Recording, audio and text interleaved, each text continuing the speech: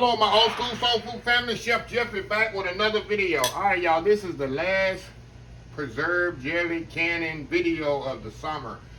I think I did chow chow, I did peach preserve, peach jelly, blueberry jelly, and plum jelly.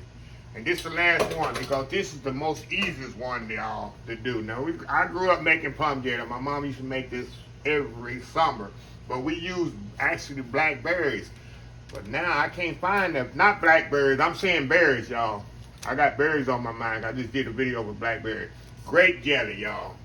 And we used to get these grape, mustardine grapes. We used to pick them right out the tree. But I can't find them anymore for years and years. And I ain't had no fresh grape, mustardine grape. So I know the trick, the easy way.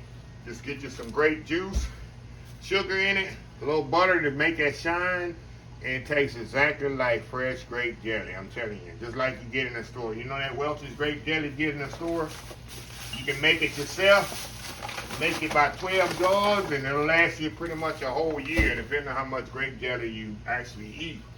Very simple, very easy, y'all. So this is the last one of the year, so we're going to show you how to do this. I use about 3 quarts of grape juice. Each one of these is 2 quarts. So I'm gonna put about we're gonna put about a 1.5 of these in there, y'all. Very simple. Turn this on. There's grape juice everywhere. I don't know how, I'm gonna tell you how country I am. Some of y'all might know what I'm talking about. You grew up in the country. Y'all have communion in the country in the church. We didn't have a fancy wine and all this fancy crackers. What we use, this is what we use. This was the communion wine, and we used saltine crackers to break it up. And that was the communion growing up. A lot of y'all know what I'm talking about. This was the wine they used right there. And believe me, I love me some communion when growing up. I knew I was going to give me some of this grape juice. So anyway, that's a story for another day. Now we're going to got the grape juice in there. And we're going to put it. It's going to require a lot of sugar, y'all. Right around 7 cups of this stuff. But everyone's different. And you're going to kind of taste it and see if there's enough sugar. I'm going to start with 7. Y'all know jelly is sweet, so I'm gonna start with 7 cups. If I need more, I add to it. Plus, one more thing, a little secret to make it shine and make it where it doesn't kind of cloud up. I'm gonna put like a 1/2 stick of butter in here too. And it's gonna help it not cloud up, and it's gonna give it that distinct jelly shine that you get. When you get jelly, the butter, that's the key. That's the secret ingredient, y'all. So we're gonna chop up a little butter here and put in there. Now y'all see why jelly is not the healthiest thing. But grape jelly, I keep saying I don't know if I'm saying berry jelly, but grape jelly has got to be the #1 selling jelly out there. #1 is the cheapest you can buy.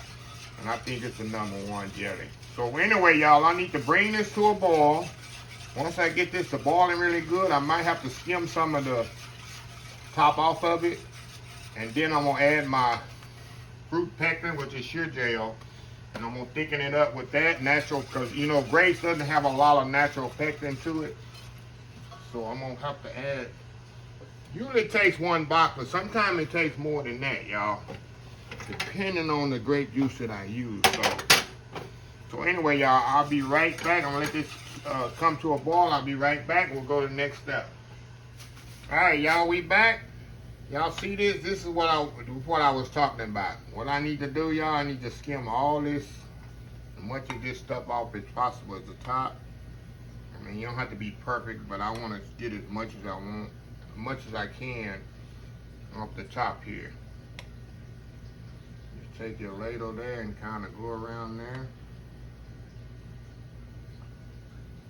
A little bit more, and you definitely want to come to a boil like I got mine.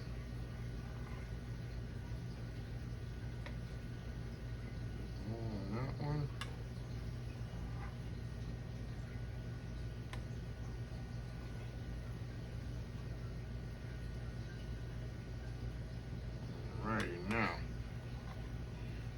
got that all skimmed off of there.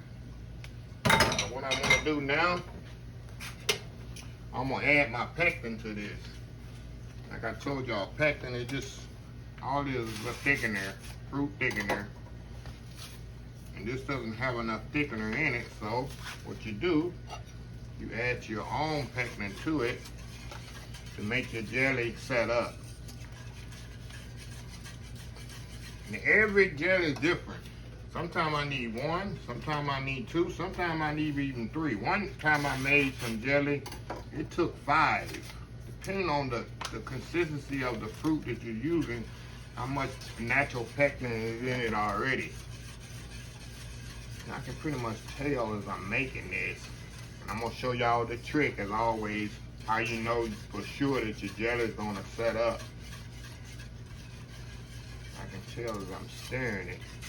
I'm actually gonna add one more to this. And you want to come back up to a boil, pretty much like cornstarch.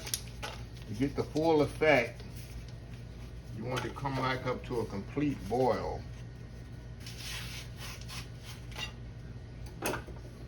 And y'all wonder where you find this in the store. A lot of people didn't know where you find the pectin. It's right over there where you get the jars, where you get your fruit jars, your canning jars. It sits right there next to them. That's where it is in every store you go to. So it's easy to find. You find the jars, you find the pectin right next to it. It's not in the section where the sugar and all that. It's over there where the canning jars are. Okay. We're gonna let this boil here. And I'm gonna check something here, y'all. Rinse off my ladle.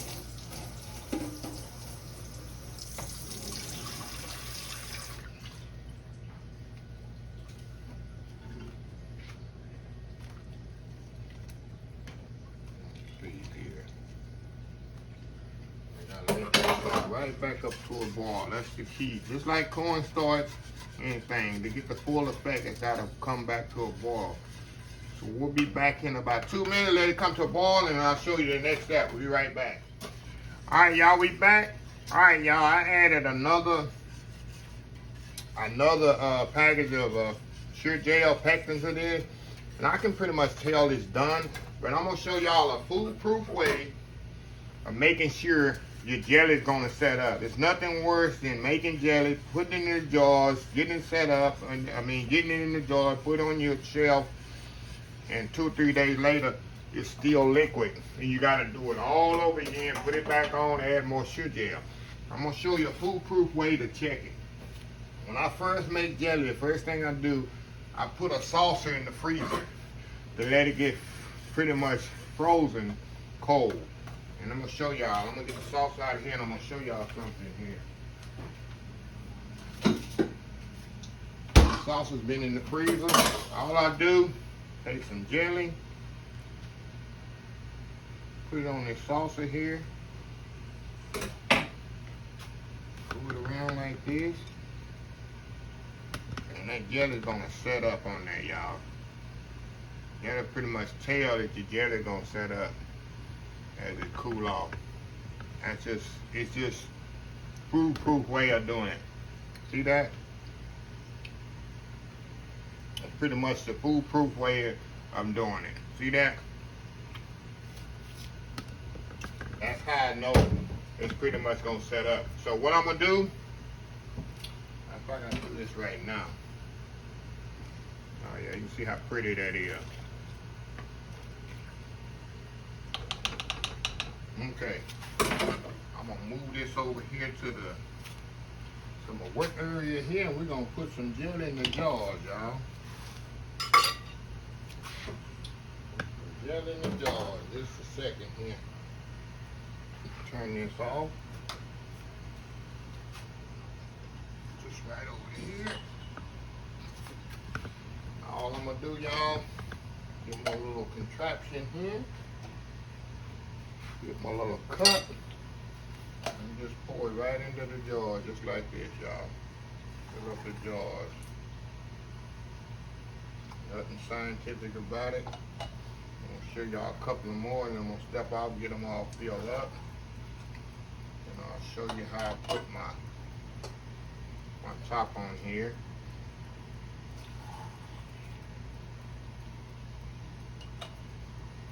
One more here.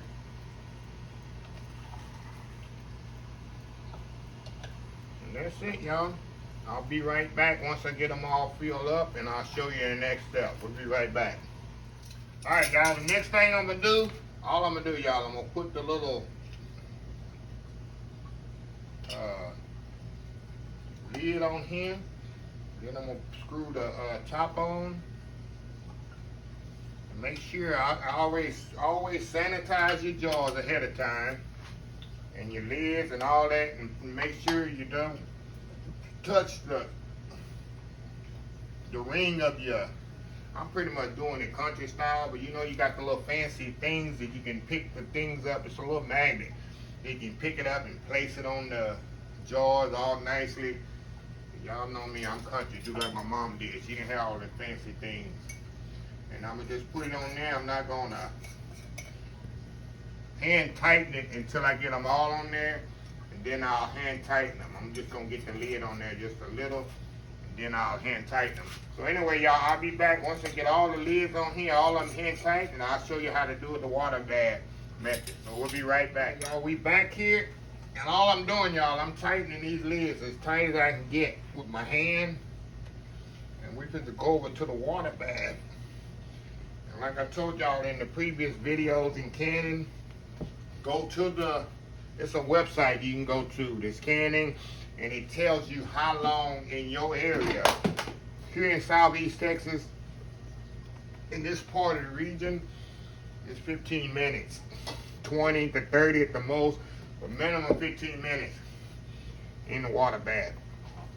I don't know how long my mom did it, and she might not even did it at all, you know, back in them days, but yeah.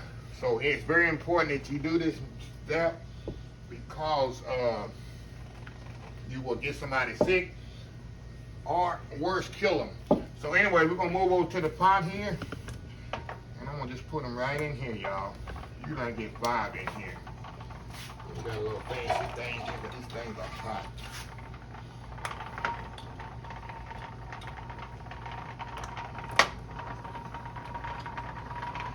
Like I say, I'll do them maybe, it doesn't matter, y'all. I'll cover them up, submerge them completely in the water. But about, like I say, 15 minutes each jar, and we'll come back, put them on the shelf, and I'll do the other one. So it's gonna take me about 20, 25, 30 minutes to get all these done, and then we'll be back, and I'll show you the finished product, even though I can't show you the actual finished product, because I like to let my jelly sit up at least 30 days before I open it. You can open it after a week if you do, but I like to let it cure for like 30 days. That's the way my mom used to do it, sometimes 2 months. Before I open it, give that good effect of the jelly. So anyway, y'all, we'll be back here in 30 minutes, and we'll go from there. We'll be right back. All right, y'all, we back. Y'all see the jelly is perfectly, of course, it's not set yet, but it's perfectly filled, perfectly, like I said, it's gonna take, it'll set up overnight, and you'll hear the ping. Sometimes you hear it on video. When you hear that little ping throughout the day, throughout the night, that means these things are completely sealed. But they'll go off periodically. You'll hear that little ping sound. That's when you know that the lid is completely sealed. But other than that, y'all, I like to let it set up for 30 days. You can do it after a week, but 30 days or more, and you have a perfect jelly. Well, this will last me, which I give 75-80% of everything I can away. And this will last me a whole nother till next summer. I always have jelly. I never buy jelly in the store, unless it's something I don't make, like dewberry jelly is good. Muscadine, like muscadine, a real authentic muscadine grape jelly, I like that. I don't make that one. There's another one that I buy that I don't make, but I very seldom buy jelly, because y'all can see in my canning room, I have a whole slew of jelly. So anyway, y'all, let me close this video out. If you like this video, please share, please comment, please subscribe. Please follow my other social media accounts: Facebook, YouTube, Instagram, Twitter, Twitch TV, Pinterest, and oldschoolsoulfood.com. Remember the hashtag 2022. Helping others. Oh, yeah, before I forget, Follow me on TikTok. I'm trying to get to 1,000 people on TikTok. I know a lot of y'all don't have TikTok account. Just open one up. Follow me on TikTok and Instagram. Of course, y'all kind of follow me on Instagram. I'm at 9,500 something. Trying to get to 10,000 for the end of the year, which would be a big plateau on Instagram. To get 10,000 followers on Instagram is unbelievable to do. So I'm about 500, about 450 away from that on Instagram. So go follow me on Instagram. Of course, Facebook, Twitter. Go follow me on Twitter. I'm trying to get 2,000 on Twitter. Pinterest, I'm on Pinterest. I'm at about 2,500 on Pinterest, so maybe get to 3,000 for the end of the year on Pinterest. And of course, my website gets a lot of traffic. I'm updating a lot of recipes on my website.